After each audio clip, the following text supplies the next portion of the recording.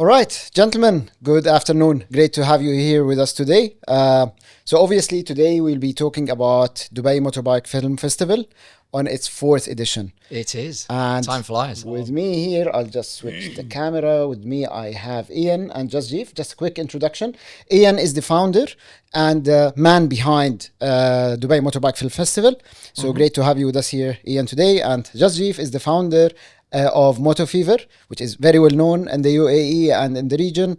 I would say the main provider for motorbike apparel, helmets, boots, you name it. So he's infamous. Yeah, infamous. Everybody knows Jasjiv. So wow, great. That's great. a very generous, Very generous. very generous introduction. Thank you. Guys. Thank you, gentlemen, for being with me here today. And as you know, the upcoming film festival is happening too soon, actually, in a matter of 2 weeks, I think, from now. So, yeah, 3 weeks, 3 yeah. weeks 3 from weeks, now. yeah. Yeah. All right. Time comes around too quickly. Wow. Great. And 1 year has already passed. Wow. Scary. So, Ian, I will start with you. Why the Motorbike Film Festival? Why in Dubai?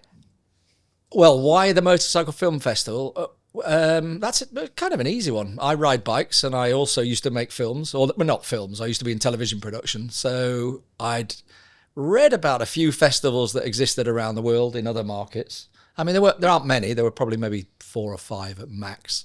I think there was one, or still is one in Toronto, one in the US somewhere, and one in Lisbon, in Portugal. So I just thought, you know what? That sounds like a good idea, doesn't it? You know, I mean, I don't particularly want to make all the films myself, but it is my background. I ride bikes, and I think the biggest sort of thing that swung it for me was I have the event venue as well, so I didn't have to go out and look for a venue. Okay. So I just thought, let's give it a go. So, yeah, so 2021, I think, was the first one. Yeah. Oh, just after COVID then. Yeah, it was, Wow. So we were supposed to do it in 2020, and then obviously COVID put paid to that, as it did with many events, right? So, yeah, we were no exception. So, we put it off by almost a year. Okay. Yeah. Did you visit any of these other shows before? I didn't know. I mean, some of them have got quite a good web presence, so, you're able to go and explore them, on the internet. But, no, I'd not been to any. I'd love to go to the Portugal one. That looks like a real hoot, does that? Yeah, and obviously not too far. I mean, Canada's a bit far, US is a bit far. Yeah, I don't want to go to the US. But anyway, a bit far, so yeah. All right. So before I go to Jasjiv, something came up my mind, and it's about the content of the in general, not this year. I'm talking about in general. The content of the film festival is obviously films about motorbikes. Yeah. How do you pick the content? Does it need to be documentary? Does it need to be a certain aspect, or just accept whatever? So in general, what all the film well, actually no, that's not true. What most of the film festivals focus on are the short films. I mean, there are long form motorcycle films, there are feature films that are Hollywood made, etc., as we've just had recently, right? Yeah. But in general, the film festivals tend to focus on the user generated content. Yes. So people like myself who have a background in production, who happen to ride bikes and then foolishly think it'd be a good idea for 1 or 2 days to go out and shoot something, and then probably get halfway through going, why did I agree to do this again? But generally speaking, that's the sort of people who make the films. Okay. The way we choose, there's two ways. I am constantly just on the internet, and every now and again people will send me links to stuff saying, hey, watch this, have you seen this? Often I will reach out to other filmmakers who I've seen and just said, oh, that's a really good film. Can we screen it at Dubai Motorcycle Film Festival? Yeah. And then the other side of it is we actually have, through a website called Film Freeway, which is like a clearinghouse for all film festivals. Yes. And you invite participants. So they can go there, submit their films. And so those are the two methods, really. All right. We cherry pick some and we have people send them in. All right.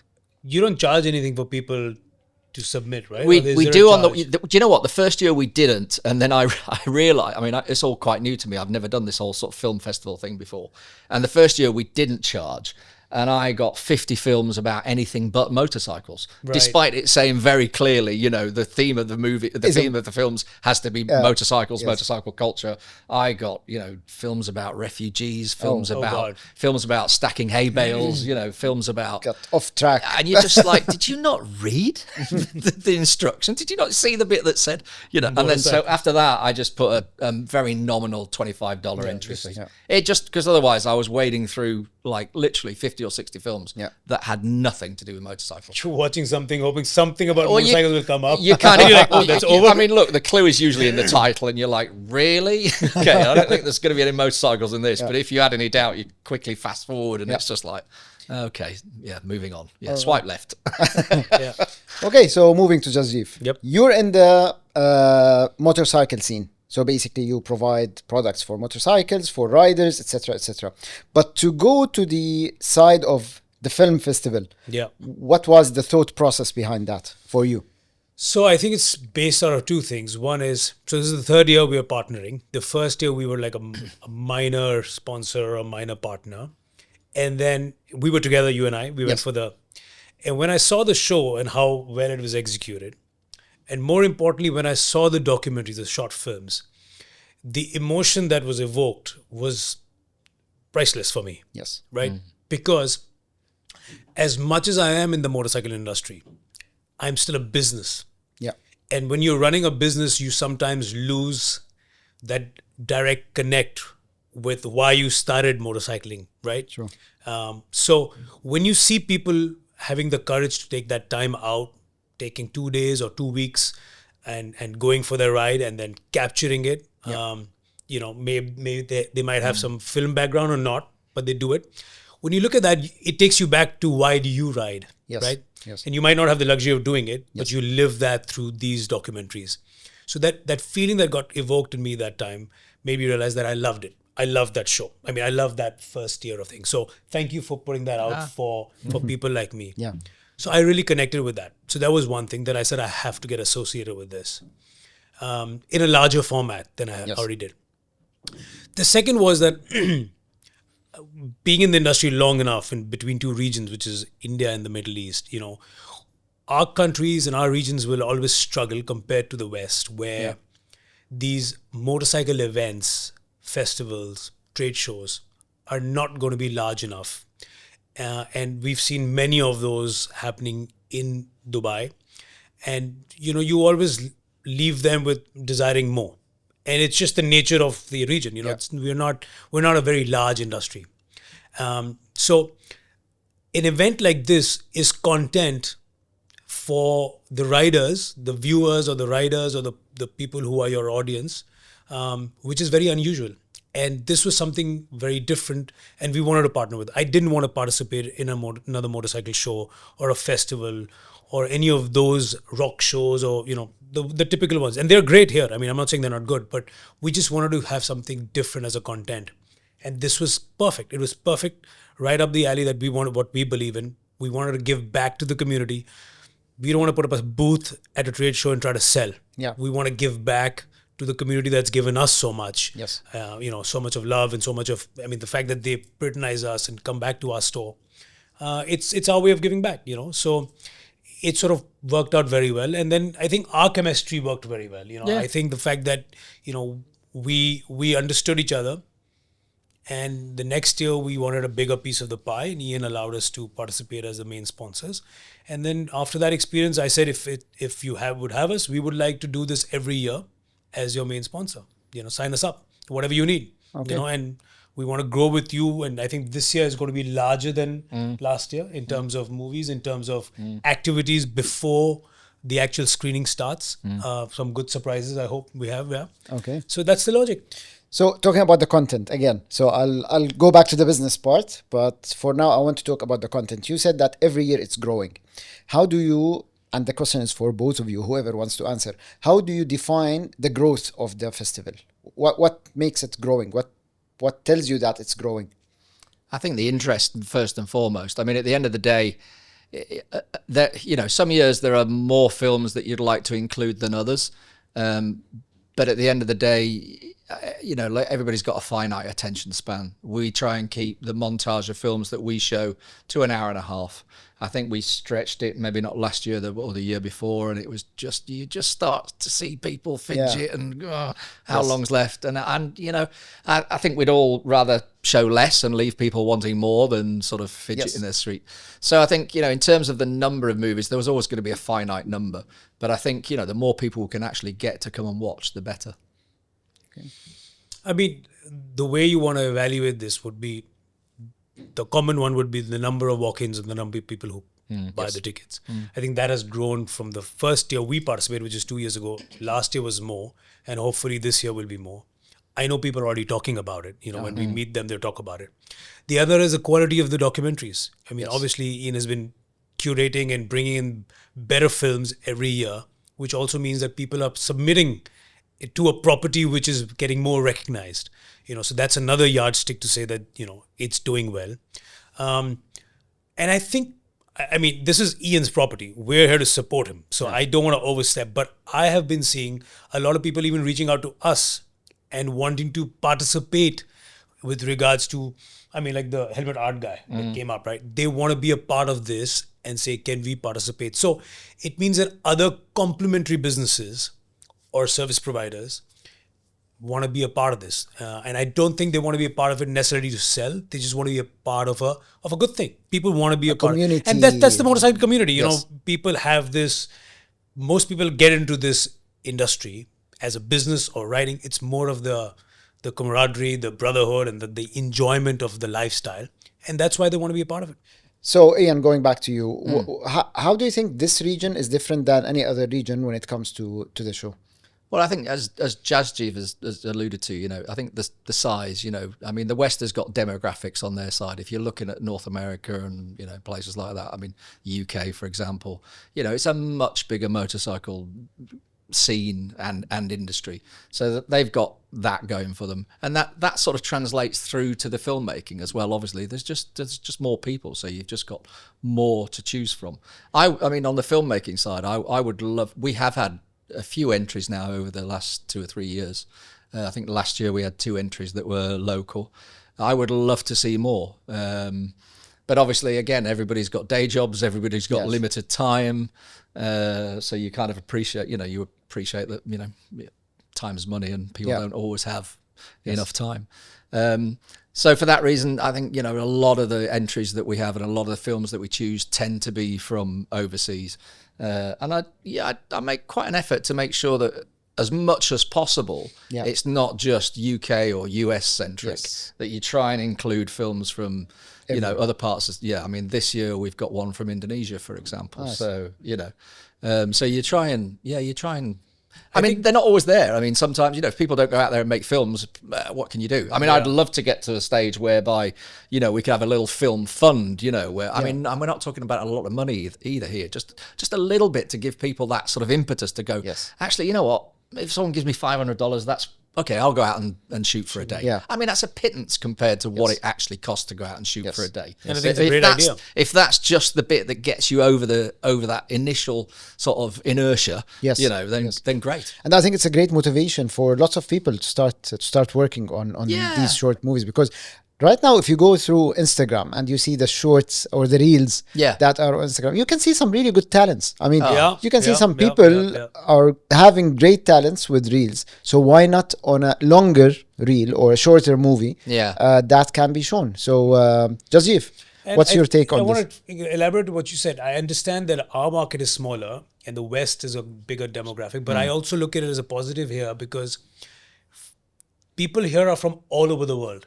Oh, so the good part is that you have so many different cultures. So you can showcase different documentaries from all around the world and people would appreciate it. If you were just feeding the content to a particular market, let's say the North American market or the British market, the European market, there's a certain kind of genre that everybody likes, which could be different amongst them. But here you have, if you show a movie from India, for example, where I belong from, a lot of the Indians would be like, I know that. My hometown is close to that area. Or people didn't go to Leh Ladakh a lot, or from Jordan or Lebanon or wherever, So I think that's a good twist. But I do agree that you will have difficulty finding good movies and content because there are far and few that come out of these regions. It's just demographics, isn't it? You've just got a smaller, pot to choose from.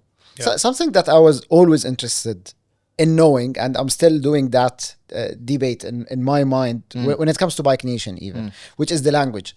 Language is always a barrier because here, I mean, mostly people would speak in English, right? So that's the most common language here. But do you think that introducing movies in other languages or content in other languages will have its edge in the region here, since we are in the Middle East, basically all of our environment speaks mainly Arabic, some other languages like, for example, Indian, etc. So do you think introducing other languages in the film festival would add to the festival? Yeah, absolutely. I mean, the Indonesian one that I mentioned is actually all in Bahasa, and it's subtitled in English.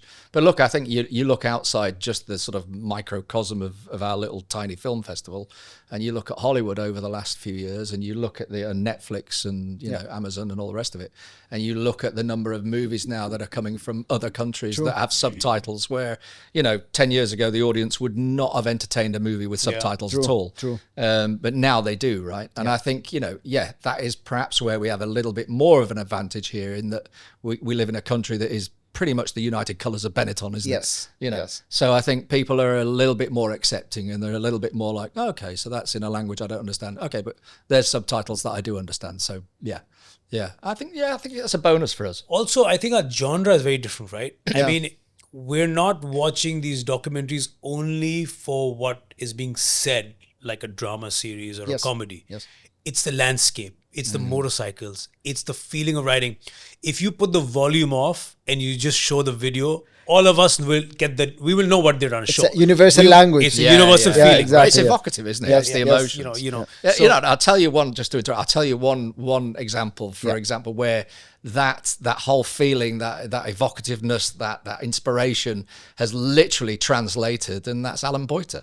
I think 2 years ago we screened a movie from I've forgotten the name of the movie now, but it was a Swiss-made one about somebody who went over and did a land speed record on the salt flats in the US. And this year, Alan was there. went and did it. Exactly. He's blaming me. So it's your fault. I've spent all this money and time. If I'd never seen that film. But I mean, he obviously sat there and just went, as I think many do. Yes. Many people do. You get inspired. We've all ridden, right? We all ride, whether or not it's off-road, whether it's track or whatever. And there's certain films that you see and it takes you back to your own experience of riding, and you get little goosebumps. True. And I'm pretty damn sure that most people, when they go away after the film festival, 100%. They'll go and get on their bike. If they didn't ride to the festival, they'll certainly go away and ride the next day. That was exactly my point last year when I went to the film festival.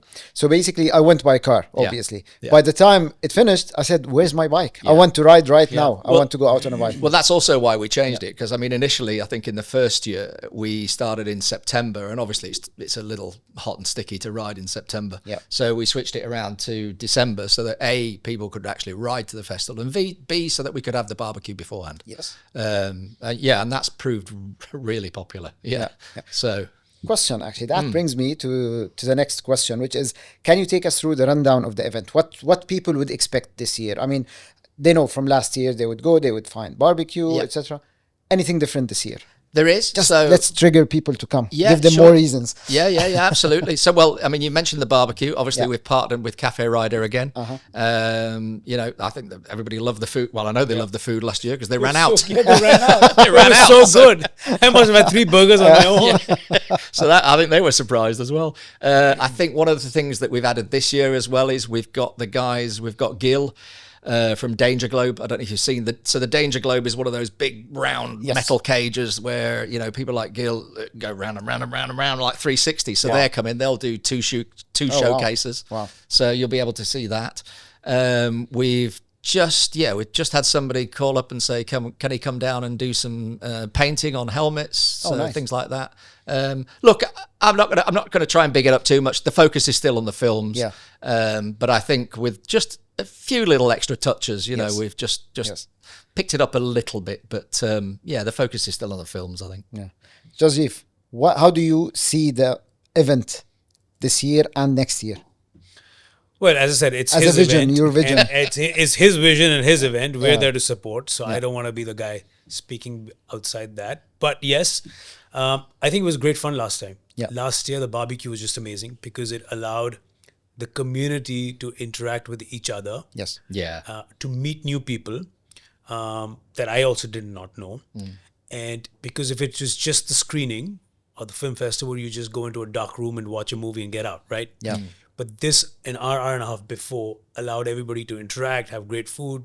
So that was amazing. And we discussed this and to expand not the time, but to do some more activities within, as he just explained. So people have something different to do. I mean, I always believe that you want to give something new every time, right? Yeah. Don't fix what's not broken, but also add a few elements which sort of, creates more interest. So you have this gentleman riding in the metal cage. Yeah. We might be doing a DJ. That might be Oh, yeah. fun. About that. Yeah. You know. Okay. Yeah, of course, the helmet art. And I think the food is great and just the Good interaction company. within the community Yeah. will be just good. I think you hit the nail on the head. I think it's about just giving people the opportunity to get together. Yeah. You know? Which- And I'd love to see more of that. I mean, Yeah. I think we've all been here long enough to know that there are quite a few motorcycle clubs here. Yes. And for me, there's not always the same amount of interaction as I feel that there should be. People tend to do things in their own clubs and in their own little silos. My ambition or my hope would be that we provide something whereby everybody can get together. Yeah. That So- would be my hope. And the location is very apt. I mean, it's middle of the city. Yeah. So that's very Yeah. easy to reach. It's not So whether you're it's not riding- the Expo City, it's not going to the airport. It's in Middle. Al Quoz. It's just very central. Yeah. Ian's warehouse also has a great location right outside where the barbecue happens. Lots of It's parking space. Oh, yeah. Crazy Yeah, amount of parking exactly. space. Crazy Exactly. amount, yeah. Not large enough that you get lost. Yes. Not small enough to be tight. Just the right size to keep it intimate and happening. So I think the whole formula is just very well done. I think from my side, I mean, being there many times and going again this year, I think one of the most things that I like is whatever you mentioned right now. And it's different than going, as Jasjiv said, going to a movie theater and watching a movie or having access to these videos on YouTube. This is a different experience because, as you said, it's not only watching the movie, it's watching the movies, lots of movies actually, with the people, like-minded people who share the same passion. Activities are nice. You can get along with anyone there and you can have some really good fun for one day. And it's different. It's not like any other motorcycle event that happened in the market, because right now we can see, as Jasjiv mentioned, we have lots of festivals, lots of exhibitions, etc. And they're nice. They're not bad. I'm not saying they're nice. You do have some really nice ones out there, but I think people get used to them and they need something new. And I believe that the content of the film festival is different. It's unique. No one else is providing something similar. So that's what gives it a great edge.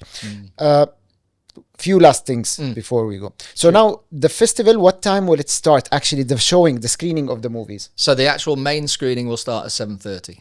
At 7:30 p.m. 7:30. The barbecue itself will be from 5 o'clock onwards. So come along any time between sort of 5 and 7:30. Yeah, exactly. So people can start coming at 5. Yeah, and they then can come as late or as early as they want. Absolutely. Right. I mean, judged on what did we do happened last year, was tighter, right? it was a little tighter. I think it was 5:30 last year, but I brought it forward just a little bit because I thought it was it seemed to go down well last year. And now I you just have thought, all these extra activities. yeah, and you know what? If people still want to come a little bit later, then come a little bit later. It's fine, you know. But general guideline right now, people can go at 5 p.m. It's safe to say that they can start from 5 flowing p.m. there They can at start 5. coming in. That's right. And then the main screening won't be. So if you do just want to, for whatever reason, just want to rock up for the main screening, 7:30. For people on bikes, if you want to have a good parking spot, come early. So Yeah. that's an advice that I would give. Yeah. Last question. Tickets, are they available right now? They're people? available already through Tickets Lover, or you can actually just go to our Dubai Motorcycle Film Festival site, click the link for tickets, and it'll take you through to the site. They're 65 dirhams. Okay. All right. The tickets are also available on Motofever. Yeah, as right. in, click the link, go to the site which sells the tickets. Yep. So when you say Motofever and Dubai Motorbike Film Festival, it's on your Instagram, it's on your social media, it's on your websites. So it's easy access. The ticket link is link is on yeah. our socials, and it's also on the website. Yeah. Right. Not to forget that if you buy a ticket, you get a chance to win something nice from That's Motofever. very Like we've good. done every year. Yeah. We're going Okay. to do a few giveaways. We did a helmet last year, didn't we? We did a helmet last year. All right. We did Two helmets. Two? Two Did it? helmets Okay, last yeah. year. We did some other, we did some Bore and Stroke t-shirts. Yep. Yeah. So we have some goodies coming again this year. Do we expect more this year, or let's get more people? Yeah, no kidding. Yeah. Well, I believe in quality over quantity, so All we'll right, give better all right. gifts. rather Okay, than- okay, that's good. That's good. Yeah. All right, that's good. All right, so I think, do you have any last things to say about the festival before we get out and start preparing for it? Oh, I think look, if you own a bike and you like watching good films, come on down. Yeah. Don't arrange anything on the Saturday, the 7th of December. All right, Yeah, so just make sure you're at Warehouse 4 for the film festival. mark your calendars from now, 7th of December, afternoon. Don't do anything. Go to Yeah. Look Warehouse forward 4, right? Yeah, location. Yeah. Jasjiv? to it. No, just looking forward to the riding season, which is about to start now. Yes. It's kind of already started. Yeah. And can't wait for the barbecue and the screening in 3 weeks. All right. Cool. Thank you very much, gentlemen. you. Thank It's you. great to Thank you have for you, all this. and see you on the 7th. Yeah. All right.